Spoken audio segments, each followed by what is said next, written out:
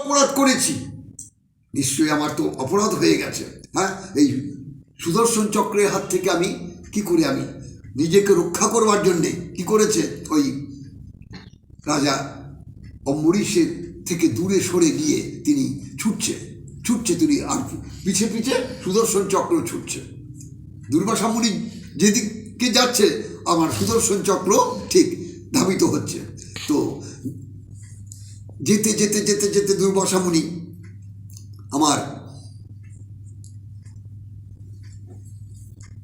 দেবাদিদেব অর্থাৎ মহাদেবের কাছে গিয়েছেন। তো মহাদেবকে বললেন যে প্রভু, তুমি আমায় রক্ষা করো, এই সুদর্শন চক্রের হাত থেকে তুমি আমায় রক্ষা করো, আমি তো তোমার সাধক, আমি তোমার ভজনা করি, হ্যাঁ, তুমি আমায় রক্ষা করো। তো দেবাদিদেব মহাদেব তিনি বললেন, দুর্বাসা মুনি, তোমাকে রক্ষা করবার ক্ষমতা আমার নেই, তোমাকে রক্ষা করব এ ক্ষমতা আমার নেই, কারণ তুমি যে অপরাধ করেছ, তুমি সাধুগুরু বৈষ্ণবের চরণে যে অপরাধ করেছ, আমার শক্তি নেই আমি তোমাকে, হ্যাঁ, একজন কৃষ্ণ ভক্ত যিনি একাদশী ব্রত পালন করছে তাকে তুমি ছলনা করছো, তার সাথে তুমি ছলনা করে থাকলে, হ্যাঁ, তুমি অভিশাপ করছো, আমি তোমায় রক্ষা করতে পারবো না, আমার শক্তি নেই। ছুটতে ছুটতে ছুটতে ছুটতে গেলেন ব্রহ্মার কাছে। ব্রহ্মদেব বললেন,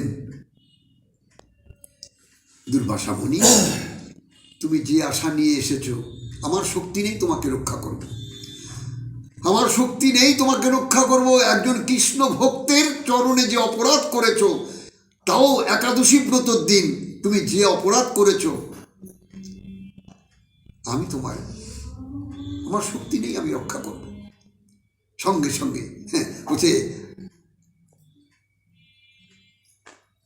অনাদিরাদি কৃষ্ণস্থ ভগবান শ্রীহরি যদি পারে তো তার কাছে তুমি। ছুটতে ছুটতে ছুটতে ছুটতে তিনি চলে গেলেন শ্রীহরির কাছে, অর্থাৎ বৈকুণ্ঠে গিয়ে গোবিন্দের শরণাপন্ন হয়ে যে প্রভু, তুমি আমাকে এই তোমার এই সুদর্শনের হাত থেকে রক্ষা করো।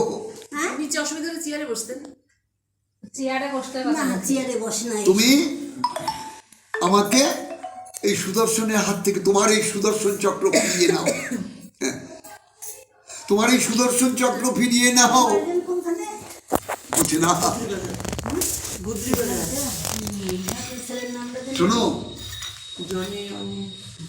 তুমি যে বৈষ্ণব অপরাধ করেছ, তুমি যে বৈষ্ণবের চরণে, অর্থাৎ রাজা অম্বরীশ যে একাদশী ব্রত করে দ্বাদশীতে পালন করবে, আর তার চরণে যে অপরাধ করেছ, আমার শক্তি নেই আমি তোমায় মুক্ত করব, অর্থাৎ এই সুদর্শনের হাত থেকে তোমাকে মুক্ত করব, এ শক্তি আমার নেই। কি বলছো প্রভু? বুঝি না, আমি ভক্তাধীন ভগবান, আমি ভক্তাধীন ভগবান, ভক্ত সেবা দিলে আমি ভক্ত সেবা পাই, আর ভক্ত সেবা না দিলে আমি কি করে সেবা পাবো?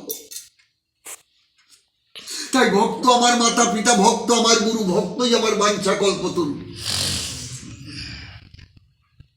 তো আমরা সদা সর্বদা ভক্ত চরণে কখনো অপরাধ করব না, বৈষ্ণব চরণে অপরাধ আমরা থেকে দূরে থাকবো, অর্থাৎ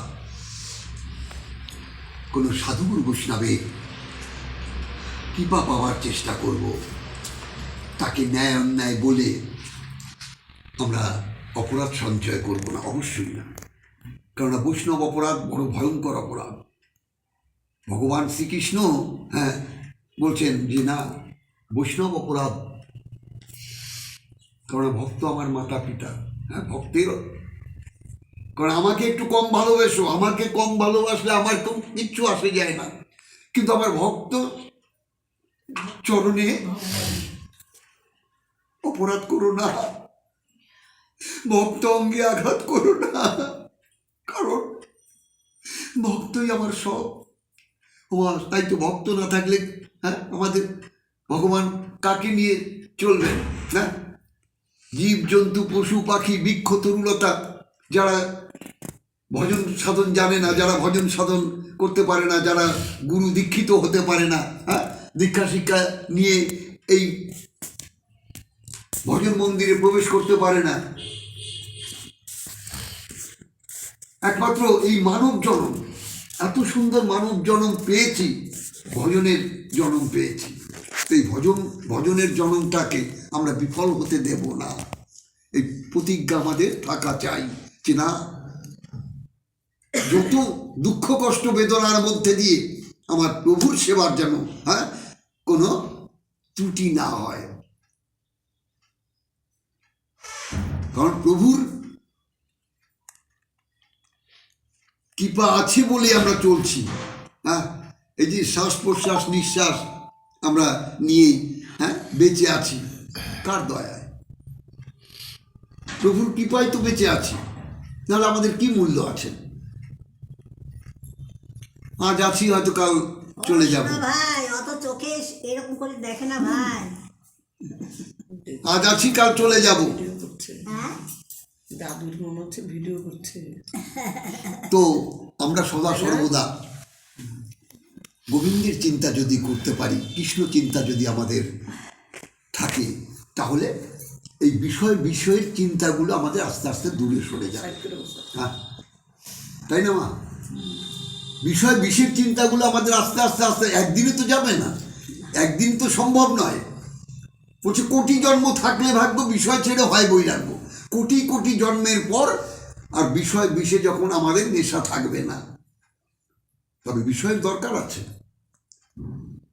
অর্থের প্রয়োজন আছে, কিন্তু অর্থটা কিঞ্চিত যেন আমার গোবিন্দ সেবায় প্রযোজ্য হয়, আমার সাধুগুরু বৈষ্ণবের সেবায় যেন লাগে, কারণ সেটাই হবে সার্থক। তাই বলছে না, সাধুসঙ্গ সর্বশাস্ত্রে কয়, লবা মাত্র সাধুসঙ্গ কৃষ্ণ প্রাপ্তি হয়। এই যে সাধুর বাজারে আমরা আসি কি জন্য? একটু কৃষ্ণ কথা, ভাগবত কথা, হরি কথা শ্রবণ করেই আনন্দ, আর নিত্যানন্দ, মানে যে কথা শুনলে, কৃষ্ণ কথা হরি কথা শুনলে নীতি আমার আনন্দ উৎপন্ন হয়। এই যে আমরা নিতাই চাঁদ গোরা চাঁদের যার ভজন করি আমরা, নিত্যানন্দ, আপনিও নিত্যানন্দ হতে পারেন। এই কৃষ্ণ নাম শ্রবণ করে যার নীতি কৃষ্ণ ভক্তি উদিত হয়, অর্থাৎ কৃষ্ণ নাম যতই করবেন আপনি কৃষ্ণের সঙ্গে আপনার আকৃষ্ট হয়ে যাবেন, অর্থাৎ কৃষ্ণ প্রেমে আবদ্ধ হতে পারবেন।